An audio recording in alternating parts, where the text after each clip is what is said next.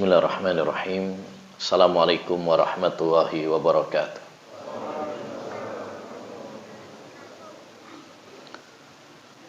Alhamdulillahirabbil alamin. Wa bihi nasta'in ala umurid dunya waddin. Wassalatu wassalamu ala asyrafil anbiya'i wal mursalin nabiyyina Muhammad wa ala alihi wa sahbihi ajmain. Wa man ihtada bihuda wattaba atharahu ila yaumiddin, amma ba'd. Rabbi shrah li sadri wa yassir li amri wahlul 'uqdatam min lisani yafqahu qawli. Allahumma inna nas'aluka ilman nafi'a wa rizqan thayyiba wa amalan mutaqabbala. Kaum muslimin wal muslimat, para jemaah yang semoga senantiasa dirahmati dan diberkahi oleh Allah Subhanahu wa taala. Alhamdulillah, Allah Subhanahu wa taala memberikan kekuatan dan kemudahan kepada kita untuk bisa melaksanakan salah satu kewajiban kita sebagai seorang muslim, yaitu salat subuh secara berjamaah.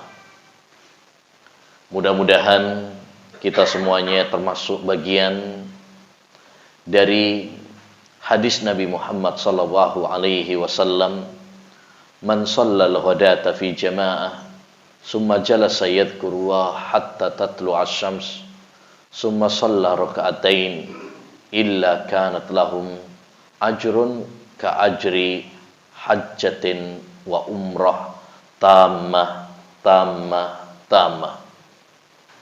Barang siapa yang salat subuh secara berjamaah, kemudian dia duduk berzikir kepada Allah, mengingat Allah Subhanahu wa taala. Dan kajian seperti ini termasuk bagian dari zikir kepada Allah, mengingat Allah Subhanahu wa taala. Karena kita diingatkan tentang akhirat, tentang Allah Subhanahu wa taala, semangat beribadah dan tidak terbuai dengan gemerlapnya dunia.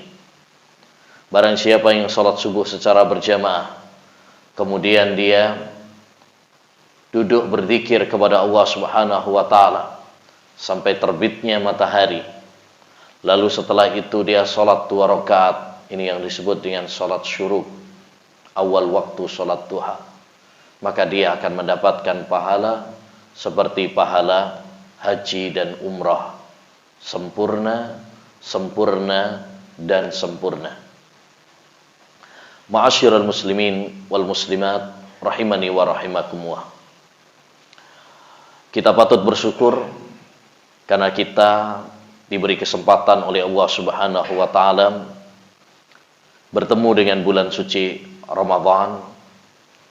Dan sekarang kita di penghujung bulan Syawal.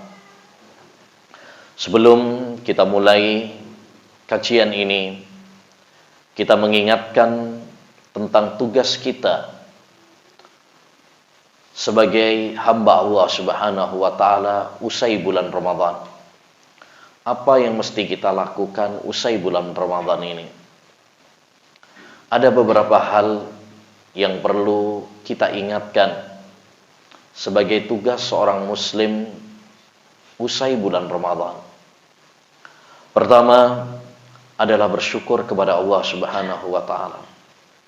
Kita mensyukuri nikmat-nikmat Allah Subhanahu wa taala. Kenapa? Karena Allah banyak memberikan nikmat kepada kita.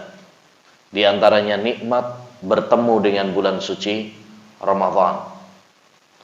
Karena tidak semua orang diberi kesempatan bertemu dengan bulan suci Ramadan.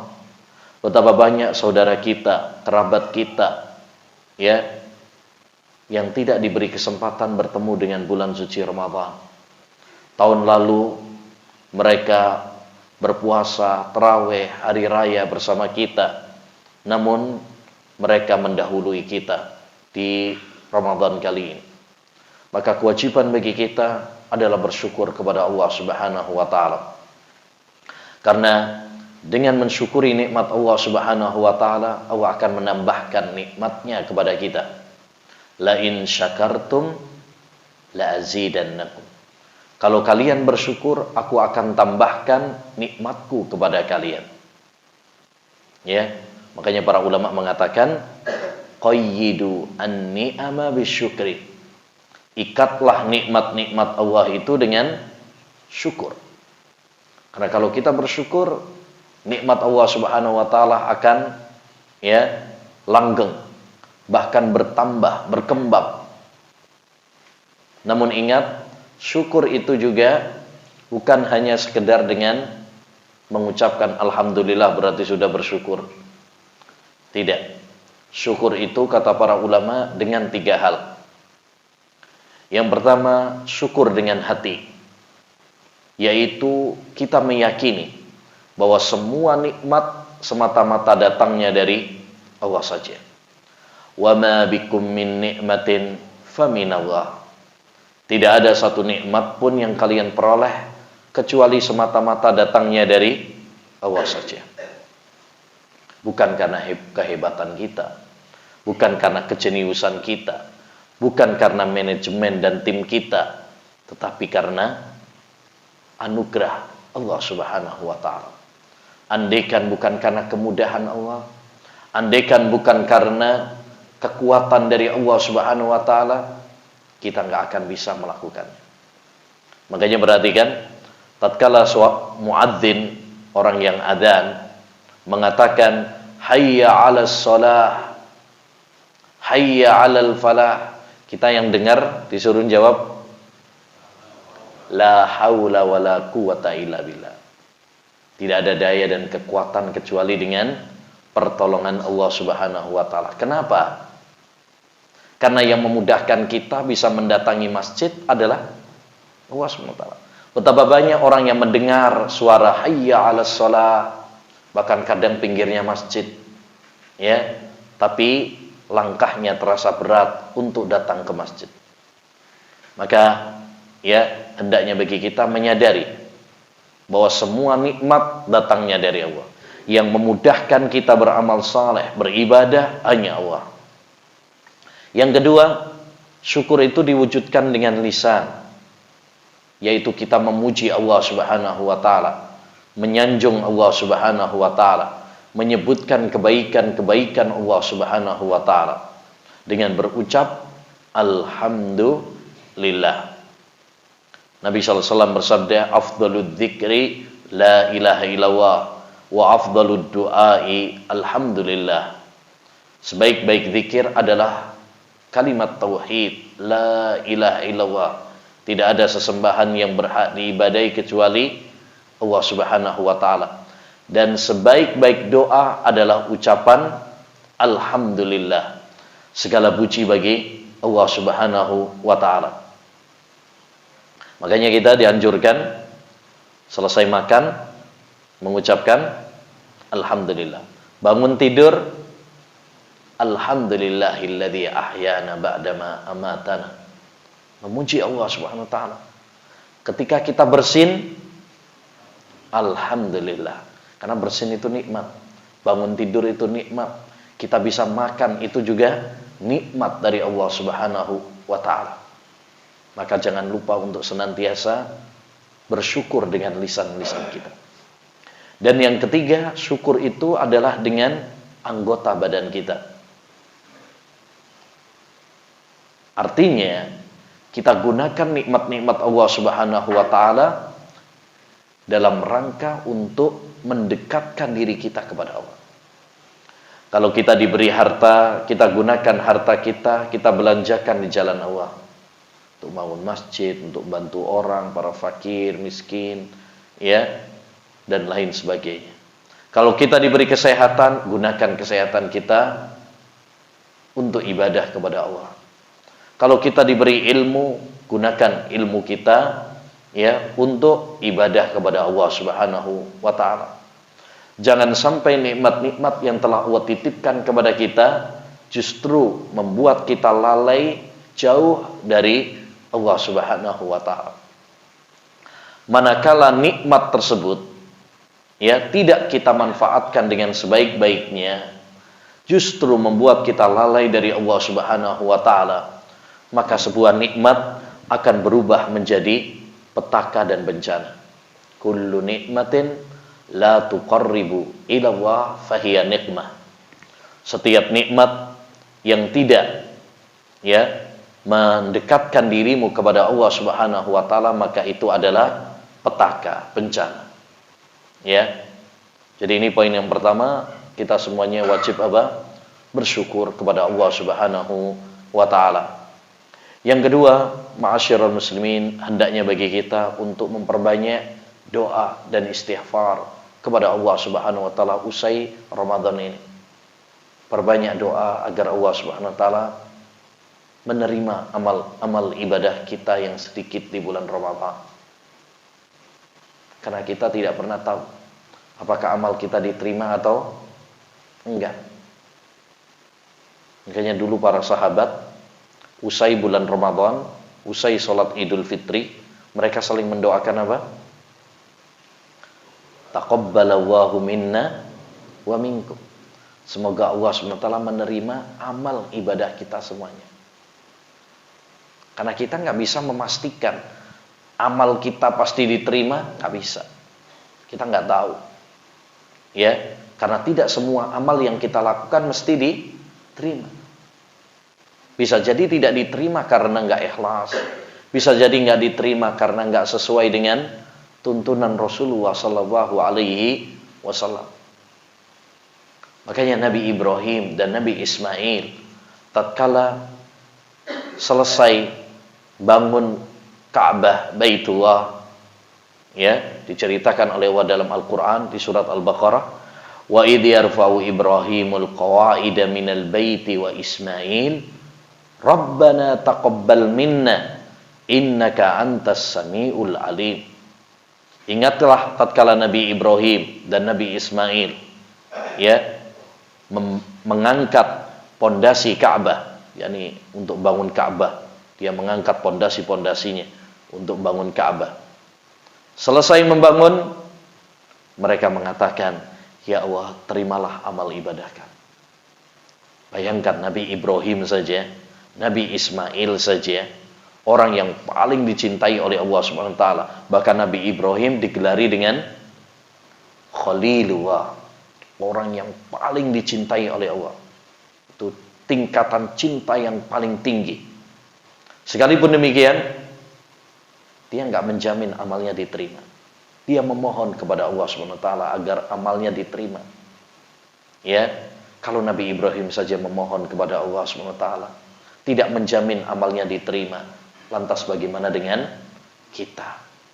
Maka ma'asyiral muslimin rahimani wa rahimakumullah, mari kita banyak berdoa kepada Allah Subhanahu wa taala supaya amal-amal ibadah kita diterima sama Allah, dan banyak istighfar kepada Allah Subhanahu wa taala, karena kita harus mengakui banyak kekurangan-kekurangan kita, banyak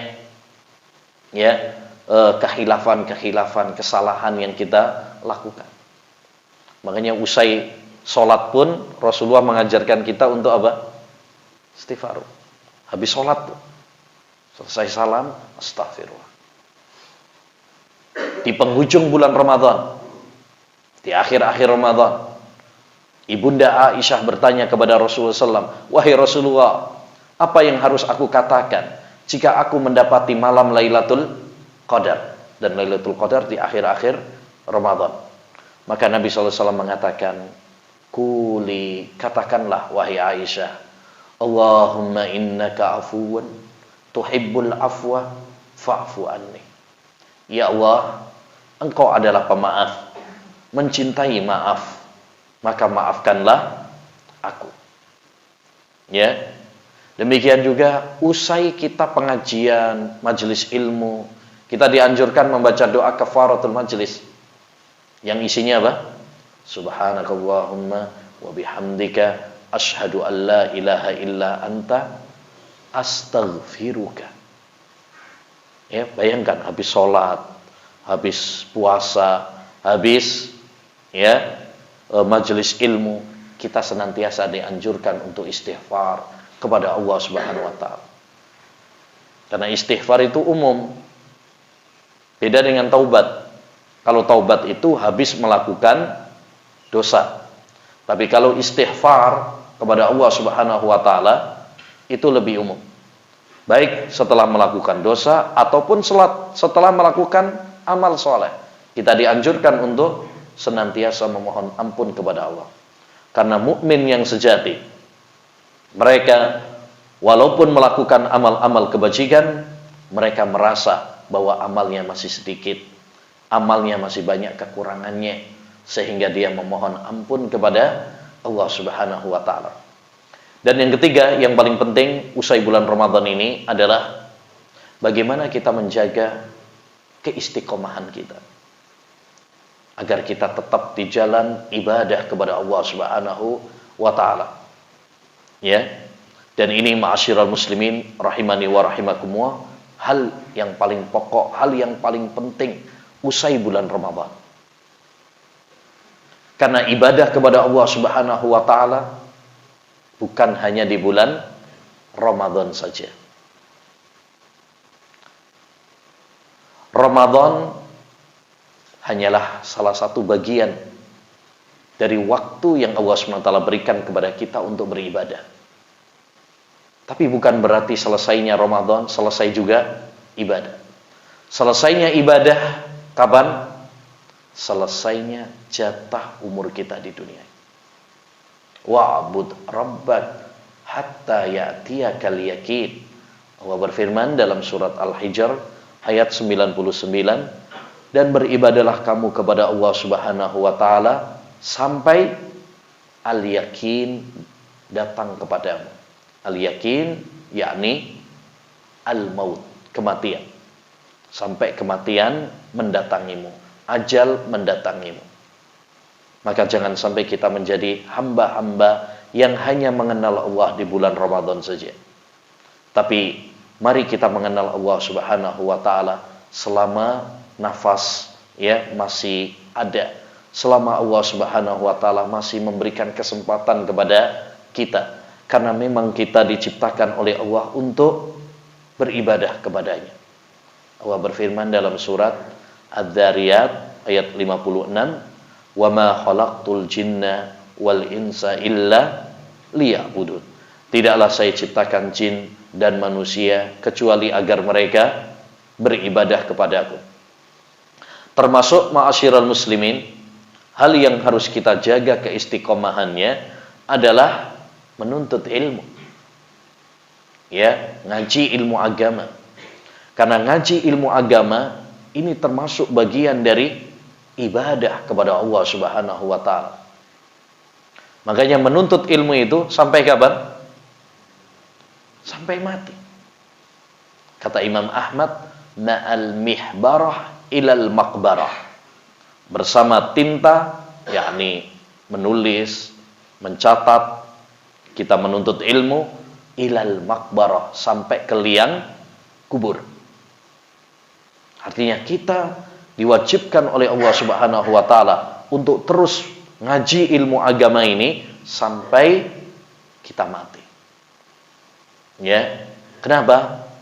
Karena kita butuh ilmu untuk beribadah kepada Allah Subhanahu wa taala. Karena ibadah harus dilandasi dengan ilmu. Kita nggak mungkin bisa beribadah kepada Allah dengan benar kalau kita nggak memiliki ilmu. Ya. Bahkan kebutuhan manusia kepada ilmu lebih penting, lebih mendesak daripada kepada makanan dan minuman. Kata Imam Ahmad, hajatun nasi ilal ilm asyaddu min hajatihim ila ta'ami wasyarab. Kebutuhan manusia kepada ilmu lebih mendesak daripada kepada makanan dan minuman.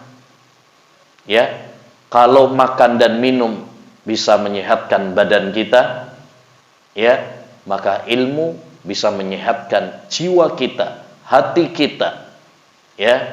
Kita butuh kepada kehidupan hati. Ma'asyiral muslimin rahimani wa rahimakumullah.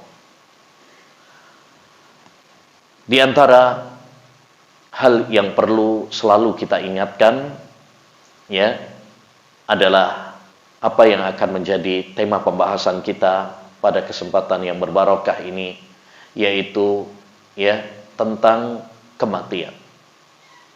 Ya, sering-seringlah mengingat kematian. Sebagaimana Nabi Shallallahu alaihi wasallam bersabda, "Aksiru dzikra hadimil ladzat." Perbanyaklah oleh kalian mengingat penghancur kelezatan. Tema seperti ini adalah tema yang sangat penting untuk selalu kita ulang-ulang, untuk selalu kita ingatkan. Ya, terlebih pada zaman kita sekarang, di mana banyak manusia lalai dari mengingat Allah Subhanahu wa taala, lalai dari mengingat akhirat, lalai dari mengingat kematian. Banyak di antara kita yang terbuai, mabuk dengan fata morgana dunia, ya, cinta dunia, sehingga hati kebanyakan manusia keras, ya, gersang, membeku, tidak mengambil pelajaran dari peristiwa-peristiwa yang ada di sekitarnya. Ma'asyiral muslimin wal muslimat rahimani wa rahimakumullah. Allah Subhanahu wa taala menjadikan dunia ini adalah ya tempat persinggahan sementara. Ya, tempat persinggahan sementara. Episode terakhir dari kehidupan umat manusia bermuara pada suatu kepastian yang tidak bisa ditawar-tawar, yaitu kematian. Semua kita, siapapun dia, sehebat apapun dia, sekaya apapun dia, sekekar apapun badannya, semua kita pasti akan mati. Allah Subhanahu wa taala berfirman dalam surat Ali Imran ayat 185, kullu nafsin dha'iqatul maut wa innama tuwaffawna ujurakum yawmal qiyamah faman zuhziha 'anil nar wa udkhilal jannata faqad faza wa mal hayatud dunya illa mata'ul ghurur. Setiap yang bernyawa pasti akan mati, dan kalian semuanya akan diberi balasan besok pada hari kiamat. Maka barang siapa yang diselamatkan oleh Allah dari neraka dan dimasukkan oleh Allah ke surga, sungguh dialah orang yang sukses. Jadi sukses menurut Al-Quran itu siapa? Kalau selamat dari neraka dan bisa masuk surga, itu orang yang sukses. Bukan sukses dunia.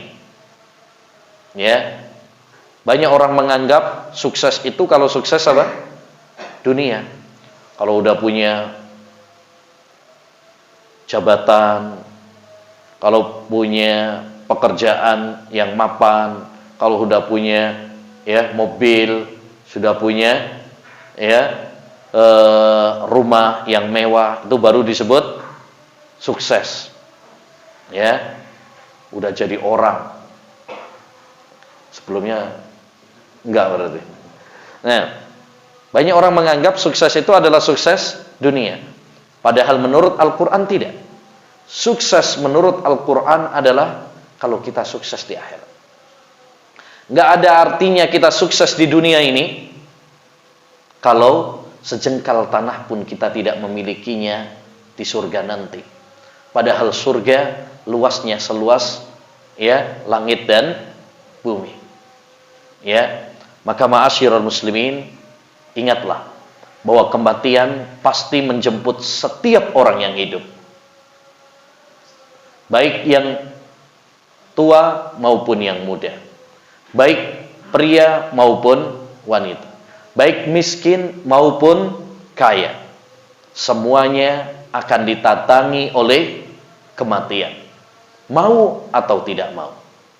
Kul innal mauta alladzi tafirruna minhu fa innahu mulaqikum thumma turadduna ila alimil ghaibi wasyahadah fayunabbi'ukum bima kuntum ta'malun.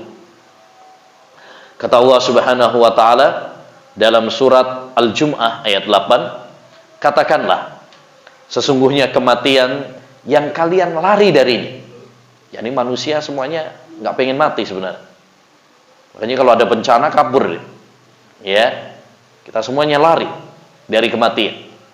Tapi kata Allah SWT, katakanlah sesungguhnya kematian yang kalian lari darinya pasti akan mendatangi kalian. Kalian semuanya akan dikembalikan kepada Allah Subhanahu wa taala, dan Allah Subhanahu wa taala akan membongkar apapun yang kalian lakukan di dunia ini. Semuanya kelak di akhirat akan dibuka oleh Allah Subhanahu wa taala, akan dibongkar oleh Allah Subhanahu wa taala. Jadi kita tidak akan bisa mengelak dari kematian. Ya, kita bisa saja sembuh dari sakit. Kita bisa saja selamat dari bencana. Ya, kita bisa saja selamat dari binatang buas atau sembuh dari penyakit kronis. Namun kita tidak akan bisa selamat dari intaian kematian. Kemanapun kita pergi, dimanapun kita sembunyi, kematian pasti akan mendatangi. Allah Subhanahu wa taala berfirman dalam Al-Qur'an, "Ainama takunu yudrikkumul maut walau kuntum fi burujim musyayyadah." Kata Allah Subhanahu wa taala dalam surat An-Nisa ayat 78. Katakanlah, ya, dimanapun kalian berada, kematian pasti akan mendatangi kalian. Walaupun kalian berada di benteng yang paling kokoh sekalipun. Walau kita bersembunyi di benteng yang paling kokoh, nggak ada yang mengetahuinya, kematian pasti akan mendatanginya. Ya, jadi ini ma'asyiral muslimin, kepastian yang harus selalu kita ingat, yang harus kita tanamkan pada diri kita semuanya, bahwa kita tidak akan bisa selamat dari kematian. Ya, kita semuanya sedang menunggu jadwal, ya, kapan kita akan dipanggil oleh Allah Subhanahu wa taala. Kita semuanya pada hakikatnya sedang antri jadwal kita. Ya, maka hendaknya bagi kita mempersiapkan diri kita, bekal-bekal kita untuk setelah kematian kita. Ma'asyiral muslimin rahimani wa rahimakumullah. Disinilah Rasulullah SAW selalu mengingatkan kepada kita agar kita selalu ingat sama mati. Bahkan Nabi SAW mengatakan, aksiru dzikra hadimil ladzat. Perbanyaklah oleh kalian mengingat penghancur kelezatan, yaitu kematian. Kadang sebagian orang kalau diingatkan tentang kematian malah nggak seneng, meden-medeni, serem, ya. Bahkan ada sebagian pengajian kok isinya mengingatkan kematian terus. Justru kajian-kajian yang mengingatkan kita kepada kematian ini penting pada zaman kita sekarang. Ya, kenapa? Karena sekarang jarang orang yang ingat mati. Banyak di antara kita yang lalai. Banyak di antara kita ini, ya, yang tertipu dengan gemerlapnya dunia. Kita butuh kepada orang-orang yang mengingatkan kita kepada kematian. Kita butuh kepada orang-orang yang bisa melembutkan hati kita, ya, mengingatkan kita dengan Quran, mengingatkan dengan hadis. Betapa banyak peristiwa-peristiwa yang kita lihat, yang Allah SWT kirimkan kepada kita, tapi belum bisa melembutkan hati kita. Kita sudah diingatkan oleh Allah SWT dengan pandemi, ya, yang bertahun-tahun, ya. Kita diingatkan oleh Allah SWT dengan bencana demi bencana yang datang bertubi-tubi. Ada tanah longsor, banjir, meletusnya gunung, kebakaran, ya, dan lain sebagainya. Tapi coba tanya pada diri kita, Adakah semua itu melembutkan hati kita? Apakah semua itu bisa menjadikan kita ingat sama kematian? Ataukah semua itu hanya sekedar bencana alam, faktor alam yang tidak menggetarkan hati kita? Allah Subhanahu wa taala berfirman dalam surat Al-An'am, "Falaula id ja'ahum ba'suna tadarra'u walakin qasat qulubuhum wa zayyana lahumus syaitanu ma kanu ya'malun." Andaikan tatkala datang kepada mereka peringatan kami, mereka kemudian bertaubat kepada Allah Subhanahu wa taala, bersimpuh di hadapan Allah Subhanahu wa taala. Tetapi hati mereka keras. Datang peringatan Allah Subhanahu wa taala tapi enggak menggetarkan hati mereka. Betapa sering kita mendapati kematian. Tetangga kita mati, sahabat kita mati, guru kita mati, terutama di 2 tahun belakangan ini saat pandemi, betapa banyak sering kita dengar kematian-kematian, sering kita dengar pengumuman inna lillahi wa inna ilaihi raji'un, betapa sering kita baca pengumuman di WA inna lillahi wa inna ilaihi raji'un. Sering kita dapati kematian. Tapi yang menjadi pertanyaannya, apakah kita mengambil pelajaran dari itu? Sering juga kita mengantarkan jenazah, mensolati jenazah, menguburkan jenazah. Tapi yang menjadi pertanyaannya, apakah kita kemudian ingat mati juga? Betapa banyak orang sekarang pergi ke kuburan tapi cengengesan. Dulu para salaf, kalau mereka mengantarkan jenazah, kalau mereka ke kuburan, itu hening. Bahkan banyak di antara mereka yang nangis. Utsman bin Affan kalau ziarah kubur, maka beliau menangis sampai basah jenggotnya. Kenapa? Karena mereka berpikir, sekarang saya mensolati jenazah, suatu saat saya yang akan disolati. Sekarang saya mengantarkan jenazah tetangga saya, suatu saat saya yang akan diantar. Sekarang saya menguburkan jenazah teman saya, suatu saat saya yang akan dikubur. Begitu mereka memikirkan. Maka ma'asyiral muslimin rahimani wa rahimakumullah, mari kita selalu ingat akhirat, ingat kematian. Karena inilah tanda orang-orang yang cerdas.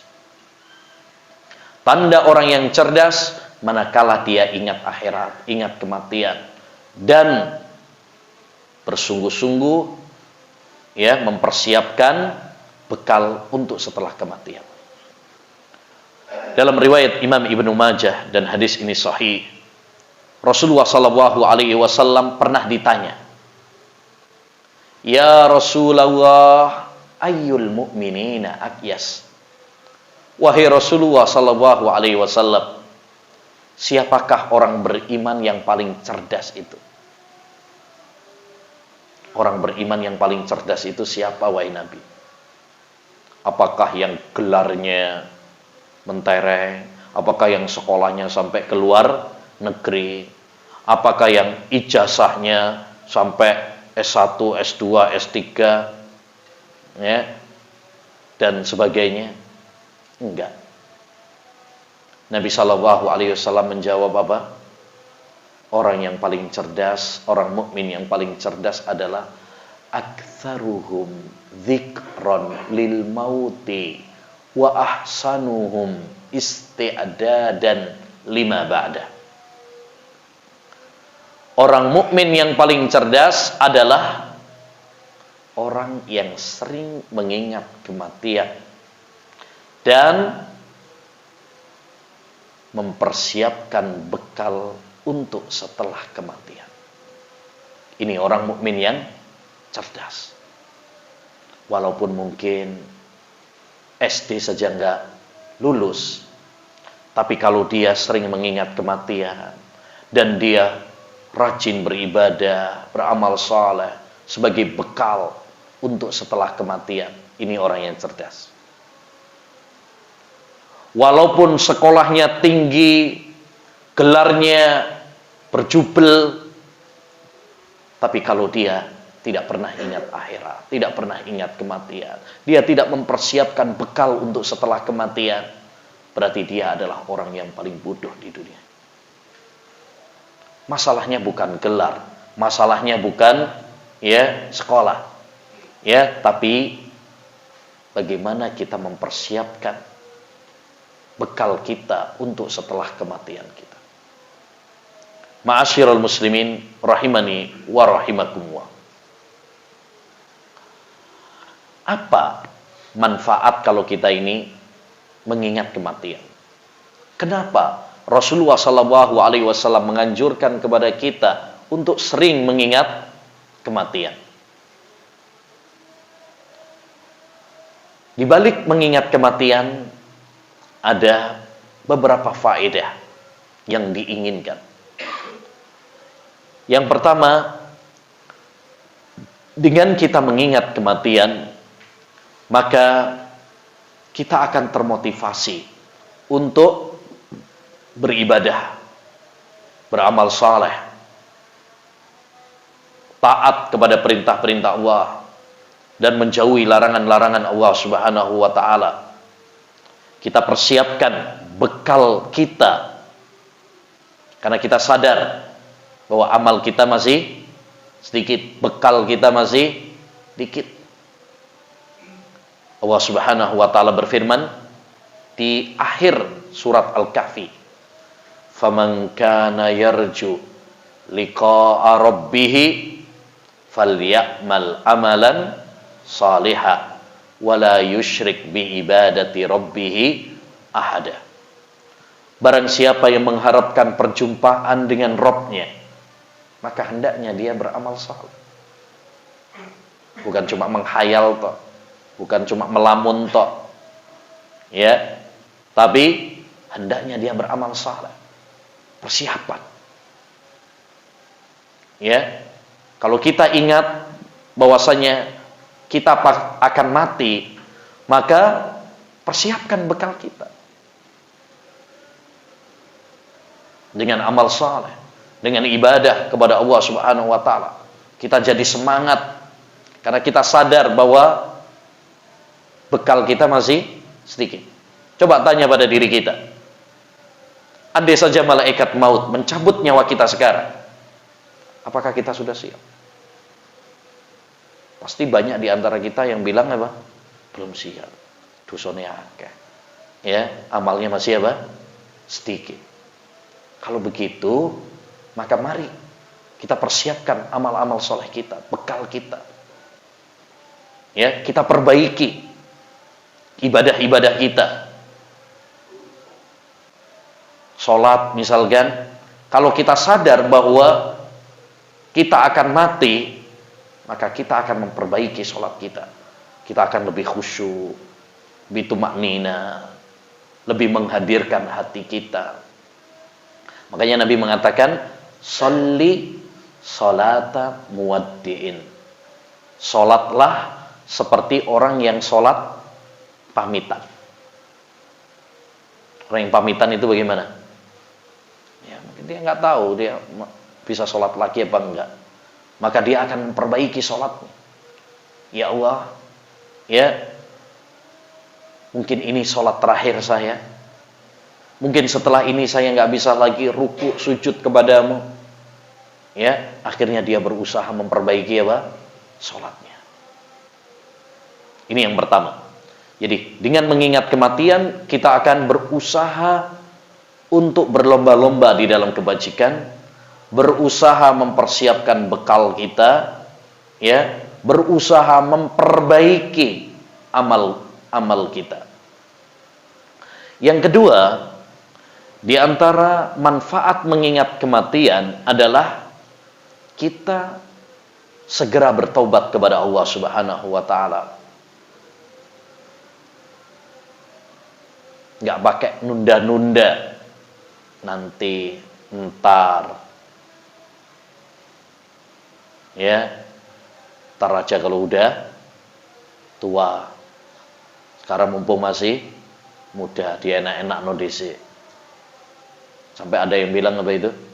Kecil di manja, muda foya-foya, ya, tua kaya raya, mati masuk surga.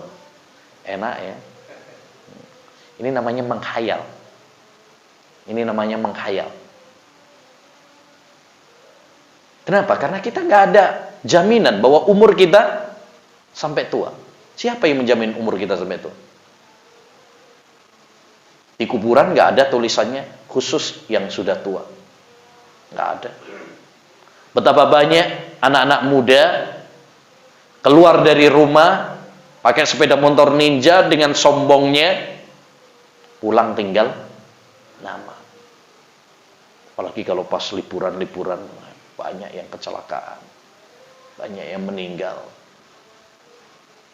Ya, kadang nggak terduga, sehat walafiat, gagah, ya, masih muda, nggak taunya meninggal dunia.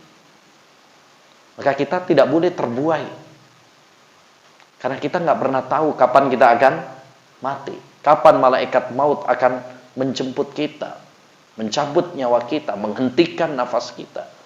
Maka jangan tunda-tunda untuk bertaubat kepada Allah Subhanahu wa taala. Segera bertaubat kepada Allah Subhanahu wa taala, akhiri dosa-dosa, terutama ma'asyiral muslimin, hal-hal yang berkaitan dengan sesama manusia, kedzaliman-kedzaliman.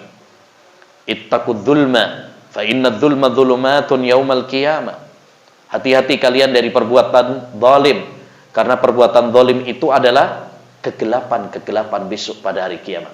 Jangan sampai kita menjadi orang-orang yang bangkrut di akhirat nanti. Siapa orang yang bangkrut itu?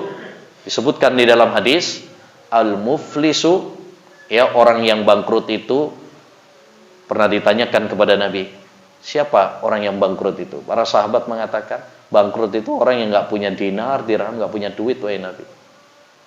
Kata Nabi, bukan itu. Bangkrut itu adalah orang yang di dunia dia sholat, puasa, sodako, tapi di akhirat nanti pahala-pahalanya habis semuanya. Kenapa? Karena di dunia dia mendolimi orang, suka menghibah orang, mengambil harta orang, zalim kepada orang. Akhirnya kebaikan-kebaikan dia ditransfer kepada orang-orang yang dia zalimi, sampai habis pahalanya. Padahal belum selesai urusannya. Akhirnya apa? Dosa-dosa yang orang-orang yang dia zalimi ditransfer kepada dia. Jadi dia datang membawa pahala sholat, pahala puasa, ya, pahala sedekah, tapi ternyata apa? Habis. Malah diberikan kepada orang-orang yang dia benci di dunia, orang-orang yang dia musuhi di dunia, ya. Dan ini adalah kebangkrutan yang sesungguhnya, kerugian yang sesungguhnya. Maka ma'asyiral muslimin, dengan mengingat kematian, kita akan mengerem diri dari dosa, bertaubat kepada Allah Subhanahu wa taala dari dosa. Kita selesaikan urusan-urusan kita dengan sesama manusia, ya. Jangan sampai ada kezaliman di antara kita. Kemudian yang ketiga, di antara hikmah, manfaat kita mengingat kematian adalah kita tidak tergiur dengan fata morgana dunia. Kita tidak rakus, tergila-gila mengejar dunia. Karena kita sadar bahwa dunia hanyalah sementara. Dunia adalah hina. Nabi Shallallahu Alaihi Wasallam pernah menggambarkan dunia itu tak lebih dari sayap nyamuk. Lau kanatid dunya ta'dilu indawah janaha ba'udah ma sakallahu kafiran qattu. Andaikan dunia itu sebanding dengan sayap nyamuk, Allah nggak akan ngasih seteguk air minum pun kepada orang kafir. Bayangkan, nyamuk itu udah kecil, ini sayapnya menunjukkan kepada kita betapa hinanya dunia. Nabi juga menggambarkan dunia itu seperti bangkai kambing yang cacat. Pernah Rasulullah ketika pergi ke pasar Madinah, di tengah jalan ada bangkai kambing yang cacat. Lalu Rasul mengatakan, siapa yang mau beli ini 1 dinar? Para sahabat menjawab, siapa yang mau beli wahai Rasulullah? Enggak ada. Siapa yang mau beli 1 dirham?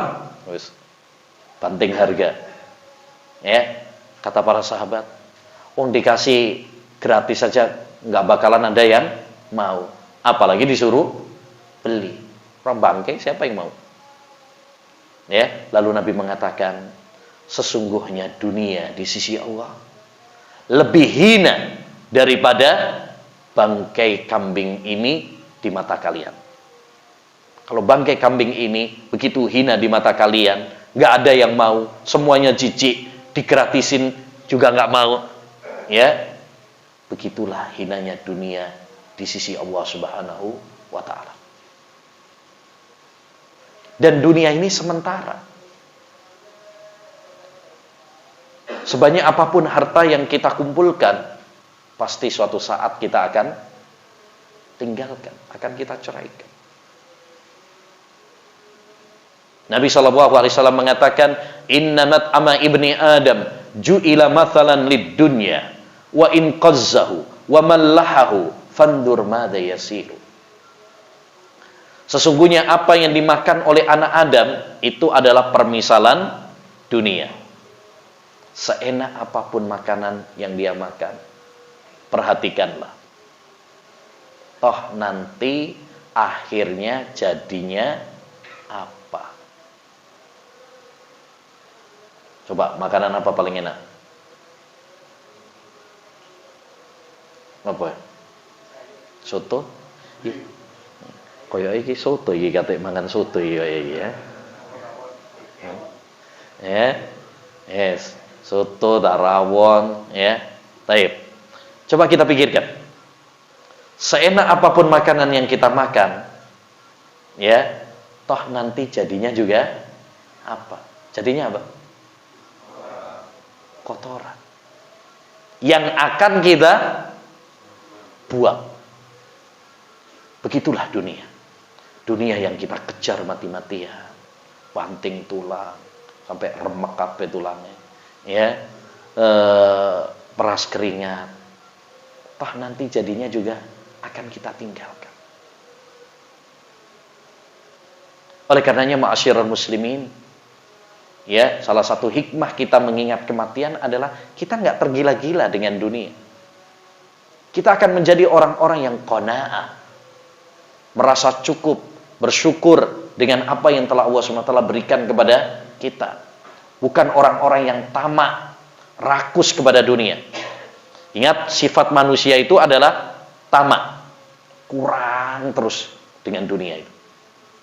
Kata Nabi SAW, "Lau anna libni Adam wadiyani minadz dzahab labtagha salisa." Andaikan anak Adam itu dikasih 2 lembah emas, dia akan cari yang ketiga. 2 lembah emas. Sik kurang. Itu kalau rakus, tamak kepada dunia. Dulu belum punya sepeda, enak punya sepeda. Udah punya sepeda, menghayal punya sepeda motor. Setelah punya sepeda motor, cukup apa enggak? Menghayal punya mobil. Setelah punya mobil, saya gak cukup, Pak. Pengen pabrik mobil, ya, dan seterusnya, nggak ada selesainya. Makanya perlombaan yang nggak ada garis finishnya adalah perlombaan mengejar dunia. Itu nggak ada garis finishnya. Orang tamak terus. Tapi kalau kita itu bersyukur, kalau kita itu qanaah, kita sadar bahwa dunia hanya hina, dunia itu sementara, kita semuanya pasti akan meninggalkannya, ya, kita tidak akan tertipu dengan gemerlapnya dunia. Makanya supaya kita tidak tertipu dengan gemerlapnya dunia, ingat dua hal. Satu, dunia itu hina. Nggak lebih dari sayap nyamuk, nggak lebih dari bangkai kambing yang cacat, nggak lebih dari makanan yang kita makan kemudian kita buang. Ya. Kemudian yang kedua, ingat bahwasanya akhirat jauh lebih indah. Nabi pernah menggambarkan, tidaklah dunia dibandingkan dengan akhirat kecuali seperti seorang yang mencelupkan tangannya ke laut. Kemudian dia tarik lagi. Perhatikan, hanya berapa tetes air yang nempel di jarinya. Praktikkan. Ya, nyari laut. Kemudian praktekkan, celupkan tangan kita, kemudian tarik lagi. Yang nempel di tangan kita itu berapa? Paling setetes, dua tetes. Inilah dunia. Kemudian lihatlah, pandanglah lautan yang begitu luas. Itulah kenikmatan di surga Allah Subhanahu wa taala. Enggak ada apa-apanya. Setetes, dua tetes. Makanya orang yang cerdas adalah orang yang tidak tertipu dengan setetes, dua tetes. Dan orang yang bodoh adalah yang tertipu dengan setetes, dua tetes, dia lalai, lupa dengan hamparan lautan yang begitu luas. Maka jangan menjadi orang-orang yang bodoh. Jadilah orang-orang yang cerdas. Orang-orang yang mengutamakan apa? Baik. Bagaimana caranya kita mengingat kematian? Apa ditulisi nak ngune kamar mati. Ya. Apa perlu ditulisi seperti itu? Atau gimana caranya? Ada beberapa kiat agar kita mengingat kematian. Ya. Yang pertama adalah menghadiri majelis-majelis ilmu yang mengingatkan kita akan kampung akhirat. Mengingatkan kita tidak tertipu dengan dunia. Mengingatkan kita kepada kematian. Ya, majelis-majelis yang bisa melembutkan hati kita. Ya. Bukan majelis-majelis isinya politik, provokasi, yang hanya mengeraskan hati kita, nggak ada faedahnya. Imam Malik pernah mengatakan, Imam Malik, gurunya Imam Syafi'i, Malik bin Anas, Imam Darul Hijrah. Beliau mengatakan, nggak usah banyak keluar rumah kecuali untuk urusan yang penting. Dan jangan duduk di suatu majelis jika kamu tidak mendapatkan ilmu dan faedah di dalamnya. Jadi cari majelis-majelis ilmu yang bisa memberikan faedah bagi kita. Ya, kalau kita berada di suatu majelis kita nggak mendapatkan faedah, malah mengeraskan hati kita, isinya cuma ya provokasi, isinya cuma ghibah, namimah, tinggalkan majelis-majelis seperti itu. Ya, habis-habisin apa? Waktu. Nggak ada faedahnya.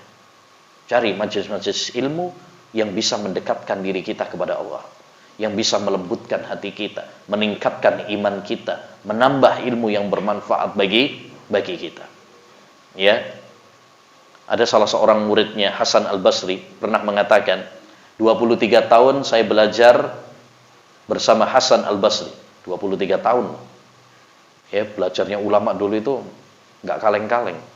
23 tahun. Dia hadir di majelisnya Hasan Al-Basri. Saya tidak pernah mendengar beliau berbicara, ya, si fulan dilantik. Ya. Si harga-harga melambung tinggi. Maksudnya apa? Nggak pernah bahas politik. Ya, yang dia bahas adalah akhirat, kematian, ya, anjuran beramal saleh. Itu yang selalu beliau bahas. Yang kedua, agar kita mengingat kematian, maka perlu salah satunya adalah ziarah kubur. Ziarahi kubur. Nabi SAW pernah bersabda, "Kuntu nahaitukum an ziyaratil kubur, fazuruha fa innaha tudzakirukumul akhirah." Dalam riwayat yang lain, fa innaha tudzakirukumul maut. Dulu aku melarang kalian dari ziarah kubur, sekarang silakan ziarah. Jadi ziarah kubur itu enggak haram ya, enggak haram. Boleh ziarah kubur. Asalkan ya tidak ada pelanggaran-pelanggaran di dalamnya. Makanya ziarah kubur itu terbagi menjadi dua. Ziarah kubur yang sunnah, kalau seorang ziarah kubur tujuannya untuk mengingat kematian, mendoakan ya untuk orang yang sudah meninggal supaya diampuni oleh Allah Subhanahu wa taala, ya. Ini adalah ziarah kubur yang syar'i. Ya. Tapi kalau ziarah kuburnya bukan untuk mengingat kematian, ya, malah berdoa kepada kuburan, nah ini yang nggak benar. Ini yang tidak benar. Makanya dalam riwayat yang lain ada tambahannya, wala taqulu hujra. Janganlah kalian ziarah kubur mengatakan kebatilan. Dan tidak ada kebatilan yang lebih besar daripada perbuatan syirik kepada Allah Subhanahu wa taala, minta-minta pertolongan kepada kuburan. Jadi ziarah kubur itu bisa mengingatkan kita kepada kematian. Asalkan ziarah kuburnya tadi tujuannya adalah mengingat kematian. Makanya kalau kita ziarah kubur, ya, renungkan baik-baik. Seperti dulu para sahabat. Ya, Utsman bin Affan ziarah kubur sampai nangis, basah jenggotnya. Para ulama juga begitu. Ziarah kubur itu hening, khusyuk. Bahkan sebagian pernah mengatakan, ketika saya mengantarkan jenazah, saya nggak tahu siapa keluarga yang korban, siapa yang tidak, karena semuanya lagi sedih. Ya, bukan hanya keluarga korban saja, semuanya yang ngantar sedih. Jadi saya nggak bisa bedakan. Ada sebagian ulama seperti itu. Ya, nah, ini penting karena sekarang banyak orang ziarah kubur, main HP sendiri, telepon sana, telepon sini, cengengesan, ketawa ketiwi. Ya, nah, ini tentu tidak selaras dengan tujuan dari ziarah kubur. Ya, renungkan baik-baik.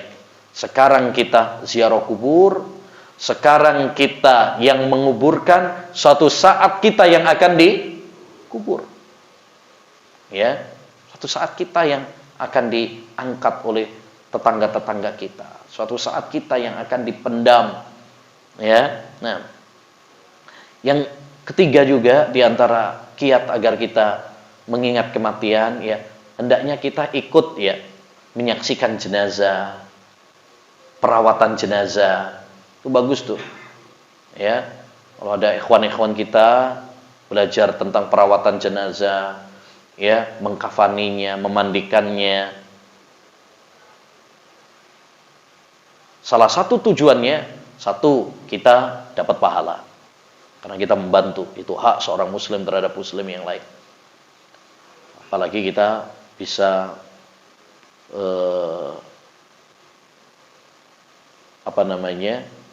penyelenggaraannya sesuai sunnah, menghindarkan masyarakat dari perbuatan bid'ah yang banyak dilakukan pada saat jenazah ya. Nah, kita kalau ada pelatihan seperti itu atau dibentuk ya grup ya tim jenazah, bagus. Faedah yang paling penting adalah bagi kita sendiri. Satu, kita mendapatkan pahala. Yang kedua, kita membantu orang. Yang ketiga, kita jadi teringat kepada kematian. Dengan kita menyaksikan tetangga kita yang meninggal, sahabat kita yang meninggal, itu bisa menggugah kita. Ya, bahwa kita juga nanti akan seperti dia. Ya. Yang keempat, ya, di antara kiat untuk mengingat kematian juga adalah membaca ayat-ayat Al-Quran. Karena Al-Quran itu banyak berbicara seputar apa? Akhirat, kematian. Makanya penting juga kalau kita baca ayat itu, baca Al-Quran itu, dibaca juga artinya. Supaya kita faham. Karena kita bukan orang Arab.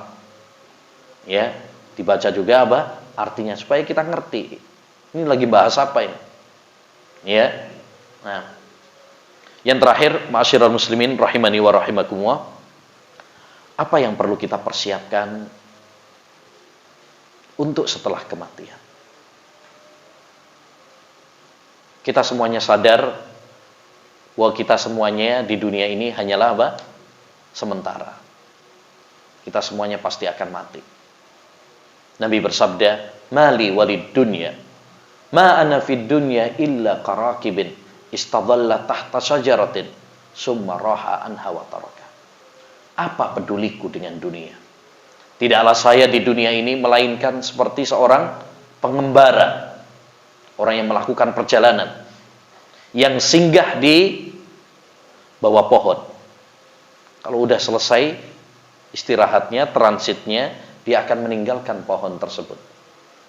Dia akan melanjutkan perjalanannya. Kita kalau lagi mudik atau yang lain, pegel, ngantuk, ya istirahat dulu. Nanti kalau udah selesai, kita melanjutkan. Begitulah kehidupan kita. Kita di dunia ini cuma mampir aja. Kampung asli kita, kampung halaman kita adalah akhirat. Dan yang namanya orang bepergian, mudik, ya, pasti dia mempersiapkan bekal. Lihat orang-orang yang mudik itu, Masya Allah. Kadang sampai nggak tidur menyiapkan apa? Bekalnya. Orang yang mau pergi umroh, haji, kadang butuh beberapa hari untuk menyiapkan. Kadang mobilnya nggak muat, sampai ditaruh di atasnya, ya kan? Nyiapkan bekal. Itu untuk perjalanan dunia. Dia persiapkan, ya, oleh-oleh, jajan, pakaian, ya, obat-obatan, peralatan-peralatan, dan yang nggak boleh ketinggalan sekarang HP sama ces-cesan. Ya kan, nggak boleh ketinggalan nih. Ya, itu bekal paling utama itu sekarang. Ya, makanya orang kalau sekarang pergi ketinggalan HP nih, balik yakin. Ya, balik. Ketinggalan bojo kurang tentu balik. Taib. Ma'asyiral muslimin, kalau untuk perjalanan akhirat bukan dunia yang kita kumpulkan. Tapi yang perlu kita persiapkan nomor satu adalah tauhid, iman, akidah. Maka ini persiapkan matang-matang. Karena ini yang nanti akan ditanya oleh, ini yang menentukan nasib kita. Apakah kita akan di surga ataukah kita akan di neraka. Man laqiyallah la yusyriku bihi syai'an dakhalal jannah. Wa man laqiyahu yusyriku bihi syai'an dakhalan nar. Siapa yang meninggal dunia berjumpa dengan Allah dan dia tidak menyekutukan Allah, dia akan masuk surga. Tapi kalau dia berjumpa dengan Allah Subhanahu wa taala dalam keadaan menyekutukan Allah, berbuat syirik kepada Allah, dia akan masuk neraka. Makanya kita perlu persiapkan. Salah satu yang perlu kita persiapkan adalah al-usulus salasah. 3 landasan utama. Apa 3 landasan utama? Mengenal Allah, mengenal Nabi Muhammad SAW, dan mengenal agama Islam. Karena 3 ini yang nanti akan ditanyakan di alam kubur oleh malaikat Munkar dan Nakir. Ya, soalnya udah bocor. Kisi-kisinya udah dibocorin sama Nabi. Siapa Rabbmu, siapa Nabimu, dan apa agamamu. Tinggal kita mempersiapkan jawabannya. Makanya penting tuh belajar kitab salah satu usul ya, 3 landasan utama itu sebagai bekal bagi kita mempersiapkan. Mempersiapkan bukan diulang-ulang Rabbi Allah, ya, Nabiku Muhammad, diulang. Percuma kalau itu tidak mengakar di dalam hati. Ya, lebih parah lagi ada sebagian orang sufi persiapan melewati jembatan, wah, latihan deh. Ya, latihan.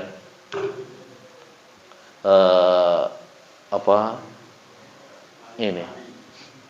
Ya, latihan melewati ini tali. Awal musta'an. Bukan seperti itu, kita mempersiapkan dengan iman. Yang kedua yang perlu kita persiapkan adalah ilmu agama. Ilmu agama. Kita kalau mau bepergian butuh ilmu apa tidak? Kita mau pergi ke, misalkan mau pergi ke Jakarta, kita harus tahu alamatnya, tujuan kita. Harus tahu rutenya. Karena kalau enggak, apa yang terjadi? Nyasar, tersesat jalan. Apa yang terjadi? Kebingungan. Orang nyasar itu bingung. Apa yang terjadi? Gampang ditipu orang. Oh, jalannya sana mas. Diumet nawadang. Kadang-kadang yang bikin sesat juga Google Map juga. Ya. Nah, makanya kita harus butuh apa? Ilmu. Disinilah pentingnya kita belajar ilmu agama. Supaya kita tahu rute yang mengantarkan kita ke surga itu mana. Man salaka tariqan yaltamisu fihi ilman sahalallahu lahu bihi tariqan ilal jannah. Siapa yang menempuh perjalanan dalam rangka menuntut ilmu agama, Allah akan mudahkan baginya jalan menuju surga. Nah, kita harus semangat belajar ilmu agama supaya kita tahu mana rute yang mengantarkan surga dan mana rute yang mengantarkan kita ke neraka. Ya. Yang ketiga, persiapkan amal soleh. Dan amal soleh, dikatakan amal soleh kalau memenuhi dua syarat. Pertama, ikhlas karena Allah Subhanahu wa taala. Yang kedua, mutabah sesuai dengan tuntunan Rasulullah sallallahu alaihi wasallam. Ya.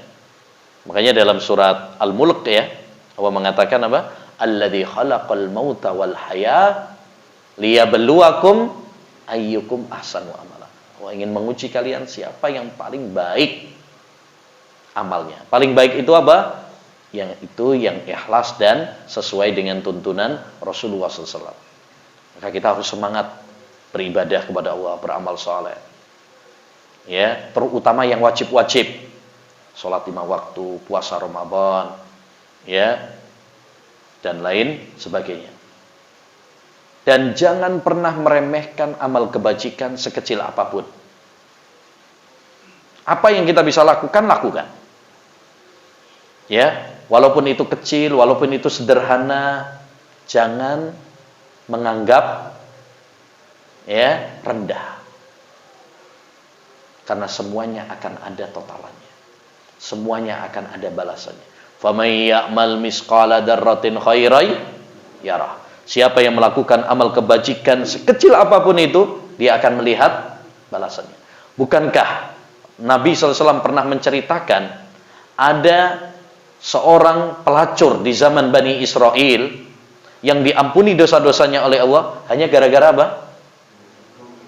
Ngasih minum kepada anjing yang kehausan. Bukankah Rasulullah mengabarkan ada orang masuk surga gara-gara dia menyingkirkan gangguan dari jalan? Ada paku atau kayu di jalan, dia singkirkan. Masuk surga, kata Nabi SAW. Ini menunjukkan kepada kita, jangan kita meremehkan amal ya, kebaikan sekecil apapun itu. Ya. Dan di antara bekal juga yang paling penting adalah kita tinggalkan dosa-dosa. Takwa adalah melaksanakan perintah Allah dan menjauhi larangan-larangannya. Allah berfirman dalam surat Al-Baqarah 197, "Wa tazawwadu fa inna khairaz zadit taqwa." Berbekalah oleh kalian dan sebaik-baik bekal adalah bekal takwa. Dan yang terakhir, bekal yang paling penting juga adalah sabar. Ya, sabar.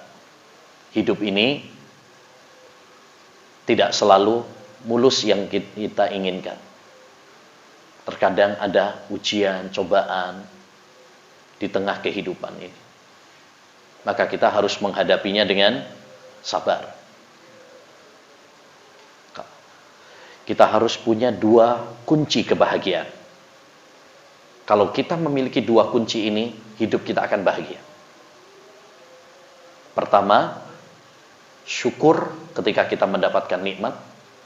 Yang kedua, sabar ketika kita mendapatkan ujian. Siapa yang memiliki 2 kunci ini, syukur dan sabar, hidupnya akan tenang. Hidupnya akan bahagia. Tapi kalau salah satu di antara 2 ini tidak kita miliki, maka hidup kita akan gundah. Hidup kita akan sumpek. Ya, mungkin stres, galau, bahkan mungkin bunuh diri. Kalau kita nggak memiliki 2 hal ini.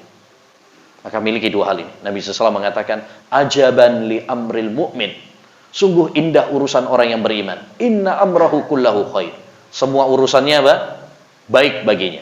In asabathu sarra syakar fakana khairan lahu. Kalau dia mendapatkan nikmat, dia bersyukur dan itu baik baginya. Wa in asabathu dharra'u sabar. Kalau dia mendapatkan musibah, dia sabar. Hidup orang yang beriman itu indah, tenang, bahagia. Apapun yang menimpa dirinya, dia sikapi dengan baik. Ya, jadi bekal yang paling penting adalah sabar. Kita perjalanan dunia saja harus sabar. Apalagi perjalanan akhirat. Perjalanan dunia itu harus sabar. As-safaru qit'atun minal adzab. Safar itu adalah bagian dari siksaan. Kita bepergian panas, macet. Apalagi kalau pas mudik itu biasanya banyak apa? Kemacetan. Belum lagi kalau mobilnya bobrok, nadalan, belum lagi duitin teh, ya kan? Gitu juga kalau orang misalkan umroh atau haji itu bepergian kan, itu juga gitu capek, sakit kadang dan lain sebagainya. Itu harus sabar. Itu perjalanan dunia, apalagi perjalanan akhirat. Maka kita harus sabar. Dan sabar ada 3 macam. Pertama, sabar dalam menjalankan perintah-perintah Allah. Ini butuh sabar. Sholat butuh sabar. Ngaji ilmu agama butuh sabar. Butuh sabar enggak ini? Butuh sabar. Enggak sabar, tolat jamaah. Tenang, mari. Yang kedua adalah sabar dalam meninggalkan larangan-larangan Allah. Apalagi kalau udah kecanduan. Ini butuh sabar dalam mengekang hawa nafsu. Orang kalau sudah kecanduan, susah untuk meninggalkannya. Orang kalau sudah kecanduan misalkan narkoba, itu susah. Dia harus berjuang melawan hawa nafsu. Kalau sudah kecanduan suatu dosa, ya, dia harus berjuang, sabar, mengekang hawa nafsu. Ya. Yang ketiga, sabar dalam menghadapi ujian dan cobaan dari Allah Subhanahu wa taala. Mungkin diuji sakit, mungkin diuji masalah dalam rumah tangganya, seret rezekinya dan lain sebagainya. Maka harus sabar. Ya, harus sabar. Terkadang hidup ini kita tersenyum, kita tertawa, tapi kita juga terkadang menangis, sedih. Begitulah kehidupan. Begitulah kehidupan. Kadang kita senang, kadang kita juga sedih. Baik. Demikian ma'asyiral muslimin wal muslimat rahimani wa rahimakumullah yang bisa kita bahas. Mudah-mudahan apa yang telah kita pelajari bisa menambah ilmu yang bermanfaat bagi kita, ya, meningkatkan keimanan kita ingat akhirat dan tidak terbuai dengan dunia, ya. Rabbana zalamna anfusana wa illam taghfir lana wa tarhamna lanakunanna minal khasirin.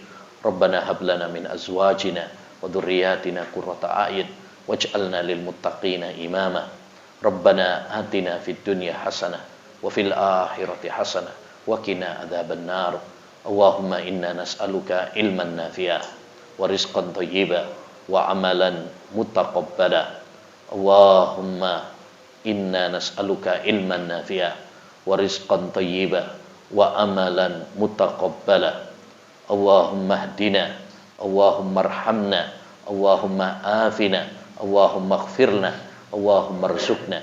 Wa sallallahu wa sallama ala nabiyyina Muhammad wa ala alihi wa sahbihi ajmain. Assalamualaikum warahmatullahi wabarakatuh.